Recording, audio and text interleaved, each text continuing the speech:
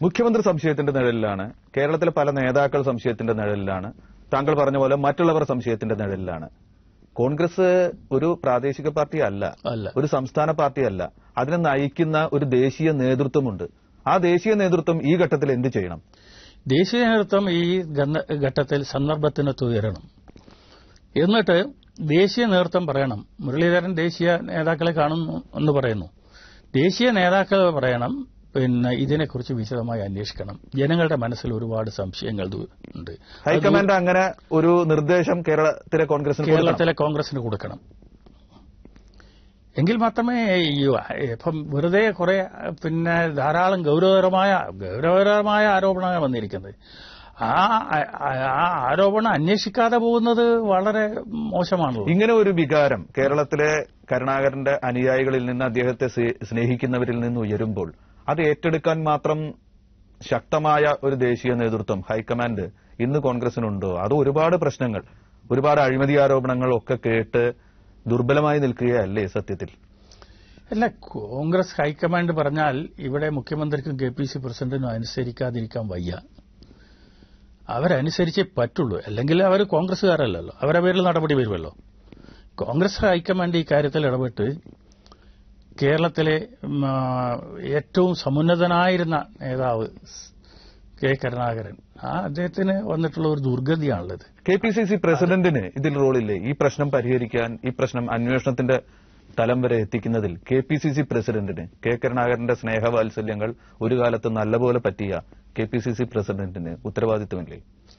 KPCC president അദ്ദേഹം പരസ്യമായി പറഞ്ഞില്ലെങ്കിൽ പോലും മുഖ്യമന്ത്രിയോട് ഇത് തുറന്നു പറയണം. ഞാനത് KPCC പ്രസിഡന്റ് എന്ന് അത് പ്രതീക്ഷിക്കുന്നില്ല. കാരണം മുരളീധരൻ പറഞ്ഞ പോലെ കരുണാകരന്റെ സ്നേഹവാത്സല്യങ്ങൾ പറ്റി ഏറ്റവും കൂടുതൽ സഹായം പറ്റിയ ഒരു നേതാവാണ് ശ്രീ രമേശ് ചെന്നിത്തല എന്ന് മുരളീധരൻ പറയുകയുണ്ടായി. പക്ഷേ കരുണാകരന്റെ ഒരു സന്നിഗ്ധ ഘട്ടത്തിൽ വളരെ കോൺഗ്രസിൽ നിന്ന് പോയി വളരെയേറെ പ്രതീക്ഷകളോടുകൂടി അദ്ദേഹം കോൺഗ്രസിലേക്ക് തിരിച്ചു വരാൻ ആഗ്രഹം പ്രകടിപ്പിച്ച ഒരു കാലഘട്ടത്തിൽ, അങ്ങനെ ആഗ്രഹം പ്രകടിപ്പിക്കുമ്പോൾ സ്വാഭാവികമായും KPCC പ്രസിഡന്റ് ചെയ്യേണ്ടത് പഴയ കാര്യങ്ങൾ ഓർക്കുന്ന ആളാണെങ്കിൽ, പഴയ കാര്യങ്ങളിൽ നന്ദിയുള്ള ആളാണെങ്കിൽ സ്വാഭാവികമായും കരുണാകരന്റെ പ്രവേശനം എളുപ്പമാക്കുക ചെയ്യേണ്ടത്. പക്ഷെ അന്ന് രമേശ് ചെന്നിത്തല പറഞ്ഞത് കരുണാകരന്റെ കോൺഗ്രസ് പ്രവേശനം അജണ്ടയിലില്ല എന്നാണ് പറഞ്ഞത്. വളരെയേറെ ദൌർഭാഗ്യകരമായി പോയി. അത് ഞാൻ എപ്പോഴും പറയാറുള്ളതാണ്. ആ രമേശ് ചെന്നിത്തലയിൽ നിന്ന് താങ്കൾ ഈ ഘട്ടത്തിൽ ഒന്നും പ്രതീക്ഷിക്കുന്നില്ല. അതല്ലാതെ കേന്ദ്രത്തിലുള്ള മന്ത്രിമാർ കേരളത്തിൽ നിന്ന് മാറി നിന്നുകൊണ്ട് തന്നെ കേരളത്തിലെ പ്രശ്നങ്ങളെ വീക്ഷിക്കാൻ പദവി കൊണ്ട് തന്നെ പ്രാപ്തരായ കേരളത്തിൽ നിന്നുള്ള മന്ത്രിമാർ, അവരിൽ കരുണാകരന്റെ ആശ്രിത വത്സലനായി അറിയപ്പെട്ടിരുന്ന KV തോമസ് അടക്കമുണ്ട്, വയലാർ രവിയുണ്ട്. അവർക്കൊക്കെ എന്ത് ചെയ്യാനുണ്ട്? അവര് കേന്ദ്രത്തിൽ സമ്മർദ്ദം ചെലുത്തണം, കേന്ദ്ര നേതൃത്വത്തെ സമ്മർദ്ദം ചെലുത്തണം. അവരിൽ നിന്ന് താങ്കൾ അത് പ്രതീക്ഷിക്കുന്നുണ്ടോ? അവരിൽ നിന്ന് ഇന്നത്തെ സാഹചര്യത്തിൽ ഞാനത് പ്രതീക്ഷിക്കുന്നില്ല. എന്തുകൊണ്ട്? അവർക്ക് അവരുടേതായ പല കാരണങ്ങളുണ്ട്. ഇപ്പം ഈ സ്വാഭാവികമായും ഇവിടെയുള്ള നേതൃത്വത്തിന് എതിരായി നിൽക്കാൻ അവർ സ്വാഭാവികമായി ശക്തരല്ല. വയലാർ രവി ആണെങ്കിലും ആരാണെങ്കിലും ശക്തരല്ല. AK ആന്റണിക്ക് ഒരുപാട് പരിമിതികളുണ്ട്. ആന്റണിക്ക് പരിമിതികളോ? AK ആന്റണി എന്ന് പറഞ്ഞാൽ ഒരു ദേശീയ നേതാവാണ്. സോണിയാഗാന്ധി കഴിഞ്ഞാൽ കേരളത്തെ ഈ കോൺഗ്രസിൽ ഏറ്റവും കൂടുതൽ ആക്സെപ്റ്റൻസ് ഉള്ളൊരു നേതാവാണ്. അദ്ദേഹത്തിന് ഇതിലൊരു ധാർമ്മിക ബാധ്യതയില്ലേ? അദ്ദേഹത്തിന് ധാർമ്മിക ബാധ്യത ഉണ്ട് സ്വാഭാവികമായിട്ടും. പക്ഷേ അദ്ദേഹം പൊതുവെ കേരള കാര്യങ്ങൾ ഇടപെടാറില്ല. ഇപ്പൊ കുറച്ചു കാലമായി അദ്ദേഹം എടുക്കുന്നത്. കാരണം വെച്ചാൽ ഇവിടെയുള്ള പ്രശ്നങ്ങളിൽ നിരന്തരമായിട്ട് ഇടപെടുന്നു എന്ന് വരുന്നത് അദ്ദേഹത്തെ പോലെ ഒരു സ്റ്റാച്ചറുള്ള നേതാവിന് മാനസികമായിട്ട് ഇഷ്ടമുള്ള കാര്യമല്ല. സോണിയാഗാന്ധിക്ക് ഇതിൽ എന്ത് ചെയ്യാൻ കഴിയും? സോണിയാഗാന്ധിക്ക് നിർദ്ദേശം കൊടുക്കാം. സ്വാഭാവികമായിട്ടും ഇത് ഈ ജനങ്ങളുടെ മനസ്സിലുള്ള തെറ്റിദ്ധാരണകൾ നീക്കുന്നതിന് ആവശ്യമായ അന്വേഷണം നടത്താൻ മന്ത്രിസഭ തീരുമാനമെടുക്കണം എന്ന് സോണിയാഗാന്ധിക്ക് നിർദ്ദേശം കൊടുക്കാലോ. കരുണാകരന്റെ യശസ്സിൽ വീണ ഈ കളങ്കം ചാരൻ എന്ന തരത്തിലുള്ള ഒരു ആരോപണം നീക്കിക്കളയുന്നതിൽ സോണിയാഗാന്ധിക്ക് താല്പര്യമുണ്ടാവുമോ? അവർ തമ്മിൽ തെറ്റിയതല്ലേ ഒരു ഘട്ടത്തിൽ? അല്ല, സോണിയാഗാന്ധിക്ക് താല്പര്യം ഉണ്ടാകണമല്ലോ. കാരണം വെച്ചാൽ അദ്ദേഹം ഏറ്റവും പ്രഗത്ഭനായിട്ടുള്ള നേതാവല്ലേ. സോണിയാഗാന്ധി താല്പര്യം എടുക്കണമല്ലോ. പിന്നെ വേറെ അവരിപ്പോ ദുർബലയല്ലേ? മരുമകനടക്കം എതിരെ ആരോപണങ്ങൾ വരുന്നു. ആ ഘട്ടത്തിൽ പാർട്ടിക്കുള്ളിൽ അസർട്ട് ചെയ്യാൻ ശക്തമായൊരു സംസ്ഥാന ഘടകത്തെ കൊണ്ട് ഇങ്ങനൊരു തീരുമാനം എടുപ്പിക്കാൻ ഒക്കെ അവർക്ക് കഴിയുമോ? കോൺഗ്രസിൽ ഇന്ന് കോൺഗ്രസിനകത്ത് ഇന്നും ശക്തി തന്നെയാണ്. അവർക്ക് നിർദ്ദേശം കൊടുത്താൽ അനുസരിക്കാതിരിക്കാൻ ഇവർക്ക് രണ്ടുപേർക്കും പറ്റില്ല. അവരത് ചെയ്യണം.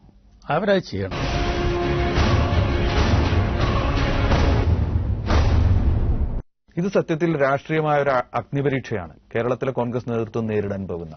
അത് നേരിടാനുള്ള പ്രാപ്തി ഇപ്പോഴത്തെ കോൺഗ്രസ് നേതൃത്വത്തിന്, ഉമ്മൻചാണ്ടിക്ക് ഉണ്ടോ? അതൊക്കെ കാത്തിരുന്ന് കാണേണ്ട കാര്യമാണ്. ഏതായാലും അന്വേഷണം നടക്കട്ടെ. ചരിത്രത്തിലെ ഏറ്റവും ദുർബലമായൊരു കോൺഗ്രസ് അല്ലേ കേരളത്തിൽ ഇപ്പോൾ കാണുന്നത്? സ്വന്തം ഘടകകക്ഷികൾക്ക് മുൻപിൽ പോലും അസർട്ട് ചെയ്യാൻ കഴിയാതെ, ഒരു വകുപ്പും നിയന്ത്രിക്കാനാവാതെ ഉള്ള ഒരു കോൺഗ്രസ് അല്ലേ ഉമ്മൻചാണ്ടിയുടെ നേതൃത്വത്തിൽ കേരളം കണ്ടുകൊണ്ടിരിക്കുന്നത്? അസർട്ട് ചെയ്യുന്നില്ല എന്നുള്ള പൊതുവെ ഒരു അഭിപ്രായം എല്ലാ തലങ്ങളിലുണ്ട്. അത് കോൺഗ്രസ് പ്രവർത്തകരും കോൺഗ്രസ് നേതാക്കളിലും ഉണ്ട്. എന്തുകൊണ്ട് ഇങ്ങനെ പറ്റുന്നു? വളരെ ശക്തനായ, ഊർജ്ജസ്വലനായ, ശ്രദ്ധാലുവായ ഒരു നേതാവാണ് ഉമ്മൻചാണ്ടി എന്ന് താങ്കളും സമ്മതിക്കും. എന്തുകൊണ്ട് അദ്ദേഹത്തിന് ഇങ്ങനെ പറ്റുന്നു? ഞാനത് പറയുമ്പോൾ ഒരുപാട് കാര്യങ്ങൾ പറയേണ്ടി വരും. പറയാവുന്നത് അല്ല, താങ്കളുടെ മാന്യതയ്ക്കൊത്ത്, പരിപാടിയുടെ മാന്യതയ്ക്കൊത്ത് പറയാവുന്ന കാര്യങ്ങൾ. ആ കാര്യത്തിൽ ഐ റിസർവ് മൈ കമന്റ്സ്. തീർച്ചയായും താങ്കൾ അങ്ങനെ പറഞ്ഞാൽ ഞാനത് ബഹുമാനിക്കുന്നു. എങ്കിലും ഇത് അതിജീവിക്കാൻ കോൺഗ്രസിന് മുന്നിൽ എന്തെങ്കിലും നിർദ്ദേശങ്ങൾ താങ്കൾക്കുണ്ടോ? കോൺഗ്രസ് അസർട്ട് ചെയ്യണം. കോൺഗ്രസ് നേരത്തെ അസർട്ട് ചെയ്യണം. കാരണം കഴിഞ്ഞ കാലങ്ങളിൽ കെ കരുണാകരനും അതുപോലെ എ കെ ആന്റണിയും മുഖ്യമന്ത്രിയായിരുന്ന കാലത്ത് അവർ അസർട്ട് ചെയ്യുമായിരുന്നു. അവർ ഘടകകക്ഷികളെ നിലനിർത്തുന്നല്ല, അന്യായമായി, വേണ്ടാതെ നിലനിർത്തുന്നല്ല ഞാൻ പറഞ്ഞത്. എന്റെ അർത്ഥം അന്യായമായി ഒരു കാര്യം ചെയ്യാൻ ഒരിക്കലും ജനവികാരത്തിനെതിരായി ഒരു കാര്യവും ചെയ്യാൻ അവർ രണ്ടുപേരും അനുവദിച്ചിരുന്നില്ല. അങ്ങനെ അനുവദിക്കാതിരിക്കുന്ന തരത്തിൽ അസർട്ട് ചെയ്യുന്ന ഒരു അവസ്ഥയിലേക്ക് ഉമ്മൻചാണ്ടി എത്തണം. ഇങ്ങനെയുള്ള ഘട്ടങ്ങളിലാണ് കോൺഗ്രസിൽ ചില സമയത്ത് ശൈലിമാറ്റം എന്ന ആവശ്യം ഉയർന്നിട്ടുള്ളത്. ശൈലിമാറ്റം വേണോ? ഞാൻ അതിന്റെ അവസരം വരുമ്പോൾ ഞാനത് പറയാം. ഇപ്പോ എനിക്ക് പറയാനുള്ളത് ഉമ്മൻചാണ്ടി അസർട്ട് ചെയ്യണം. എന്നിട്ട് അനാരോഗ്യകരമായിട്ടുള്ള ഒരുപാട് കാര്യങ്ങൾ പല ഡിപ്പാർട്ട്മെന്റുകളും പല മന്ത്രിമാരും ചെയ്യുന്നു എന്ന ആരോപണം വന്നിട്ടുണ്ട്. അത് ഈ കേരളീയ ജനസമൂഹത്തിന് ഇഷ്ടപ്പെടാത്ത ഒരുപാട് കാര്യങ്ങളുണ്ട്. താങ്കൾ ലീഗിനെയാണോ ഉദ്ദേശിക്കുന്നത്? ലീഗ് മന്ത്രി? ഞാൻ ഏത് മന്ത്രി എന്ന് ഞാൻ പറയുന്നില്ല. അതിലൊക്കെ പലരും എന്റെ സുഹൃത്തുക്കളാണ്. ഞാൻ ഏത് മന്ത്രിയൊന്നും പറയുന്നില്ല. പക്ഷേ പൊതുവെ കേരളത്തിലെ സമൂഹത്തിൽ ഉയർന്നു വന്നിട്ടുള്ള ആരോപണങ്ങൾ അറിയാമല്ലോ. അതിന്റെ പേരിൽ കേരളത്തിൽ ഒരു വർഗീയ ധ്രുവീകരണത്തിന്റെ വക്കിൽ വരെ കേരളമെത്തി. അത് വളരെ അപകടകരമായിട്ടുള്ളൊരു പ്രവണതയാണ്. വാസ്തവത്തിൽ അങ്ങനെ ചിന്തിക്കാൻ ഏതെങ്കിലും ജനവിഭാഗങ്ങളെ പ്രേരിപ്പിച്ചിട്ടുണ്ടെങ്കിൽ ഈ ഭരണതലത്തിലുള്ള എല്ലാ നേതാക്കന്മാർക്കും അതിൽ ഉത്തരവാദിത്വമുണ്ട്. അങ്ങനെ ഒരു ഉത്തരവാദിത്വമാണ് കോൺഗ്രസിന്റെ തലയിൽ ഇപ്പോഴുള്ളത്. സ്വാഭാവികമായി അതിൽ നിന്ന് കോൺഗ്രസ് പുറത്തു വരണം. അതിന് ഫോർമുലകളുണ്ടോ?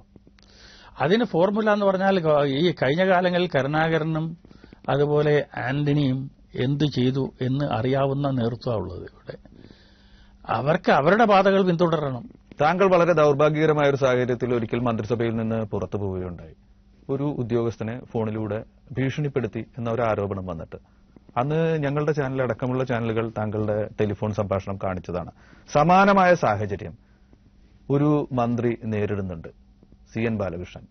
അദ്ദേഹം ഭീഷണിപ്പെടുത്തി, ഇതുപോലെ തന്നെ നിയമനത്തിന് വേണ്ടി ഭീഷണിപ്പെടുത്തി എന്ന് ഒരു മുൻ IAS ഉദ്യോഗസ്ഥൻ പ്രേമേന്ദ്രക്കുറുപ്പ് കോടതിയിൽ സത്യവാങ്മൂലം കൊടുത്തിരിക്കുന്നു. KK രാമേന്ദ്രൻ മാഷ്ക്ക് ഒരു നീതിയും ബാലകൃഷ്ണൻ മന്ത്രിക്ക് മറ്റൊരു നീതിയുമാണോ? എന്നെ ഒരു ട്രാപ്പിൽപ്പെടുത്തിയാണ്.